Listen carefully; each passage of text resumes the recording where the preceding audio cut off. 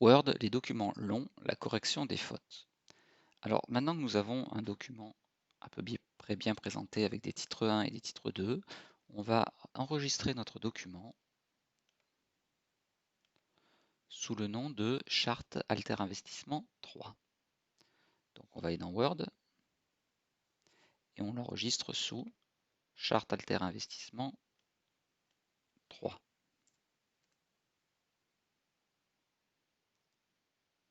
Enregistré. On va donc à présent corriger les fautes. Alors la première chose qu'on va faire, c'est vérifier que la correction se fait. On va aller dans Fichier, Options,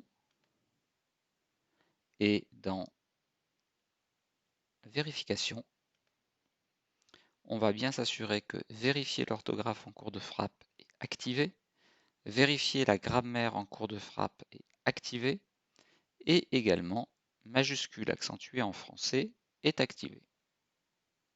On va donc à présent aller sur la première page de texte et puis essayer de vérifier s'il a trouvé des fautes.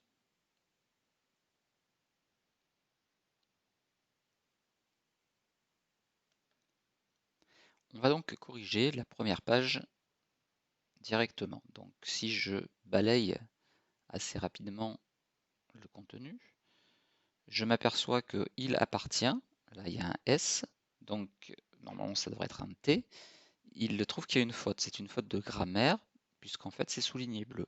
Donc si je fais un clic droit, il me propose la bonne orthographe avec un T. Je corrige donc cette faute. Ensuite, il trouve une faute d'orthographe soulignée en rouge ici. Ça me paraît quand même un petit peu bizarre, puisque service offert, je ne vois pas de faute. Donc ce qu'on va faire, c'est vérifier quand même quelle est la langue choisie pour le titre 2. Donc on va sur le titre 2, on fait un clic droit modifier, format, langue, et là on s'aperçoit que le correcteur orthographique est défini pour l'anglais.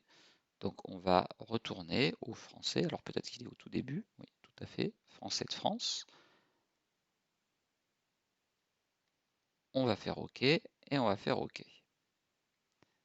Normalement, d'ici quelques instants, ça devrait se corriger. Il faut laisser le temps de balayer un petit peu tout le document.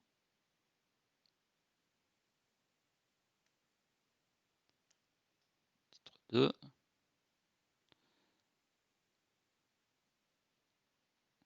Clic droit, modifier. Je l'aurais pas fait. Format, langue. On est bien en français de France. Bon, ça va se corriger d'ici quelques instants.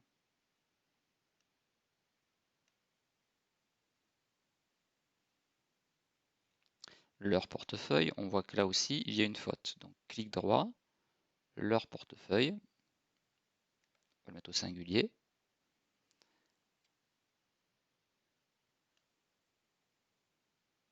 Voilà, instrument traité, ça y est, il a pris en compte la correction. Pour refaire, il ne l'a pas fait encore. Ah, c'est peut-être l'espace qui est ici, qui est en trop, en fait, qui générait une faute. On va pouvoir continuer à corriger toutes les fautes les unes après les autres. Alors, pour être sûr de ne pas en oublier, parce que là on peut en oublier, on va aller dans Révision et lancer le correcteur orthographique à partir du début. Donc je vais me mettre au début et je vais lancer le correcteur orthographique. Donc Révision, grammaire et orthographe. Et là, il va s'arrêter à chaque fois qu'il trouve quelque chose. Donc, le CF, j'ai oublié le point. On va continuer.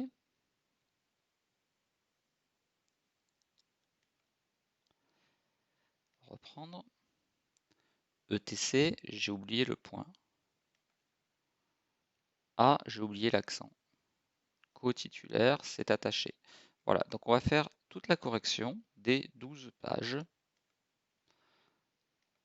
Voilà, donc il est en train de tout corriger petit à petit.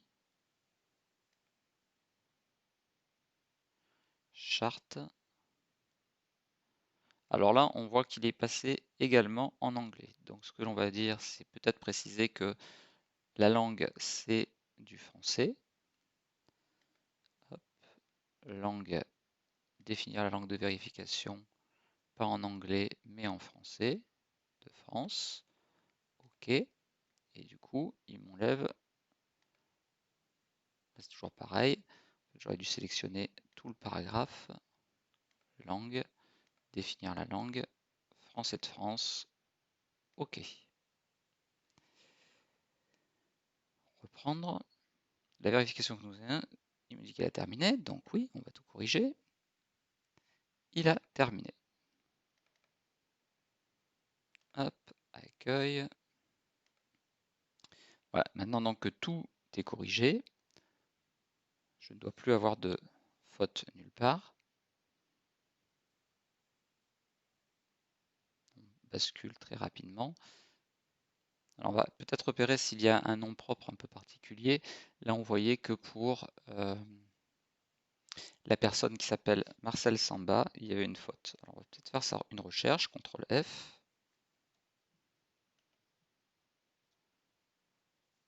Marcel. Donc là, pour moi, il n'a pas trouvé de faute. Mais si jamais vous avez une faute, clic droit, ignorez tout, et ça permettra d'enlever la faute. Si on souhaite avoir une idée du plan de notre document, on peut afficher le volet de navigation. Donc ça, c'est dans le menu affichage. On a une case à cocher qui s'appelle volet de navigation, qui fait apparaître sur la gauche la fameuse recherche de navigation, là où on tape les mots à rechercher habituellement.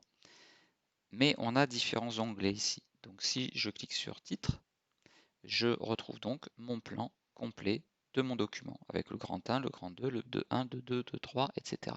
Donc ce volet de navigation, avec ce plan, peut être très très utile.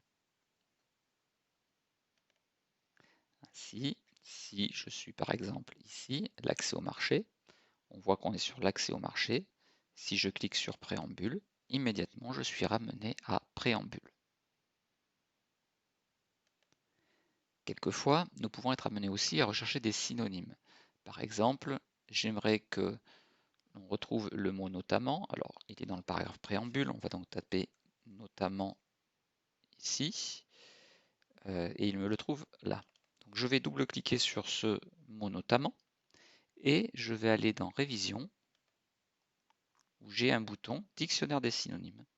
Je vais pouvoir choisir un synonyme de notamment, tel que particulièrement, singulièrement, spécialement, surtout ou généralement. Donc particulièrement me convient parfaitement. Je vais donc double-cliquer sur particulièrement. Pardon, pas double-cliquer, je vais cliquer une fois dessus et je vais appuyer sur insérer.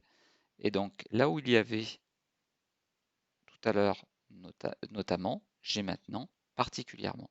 Et particulièrement, c'est le prévu. Donc il a effectué le remplacement.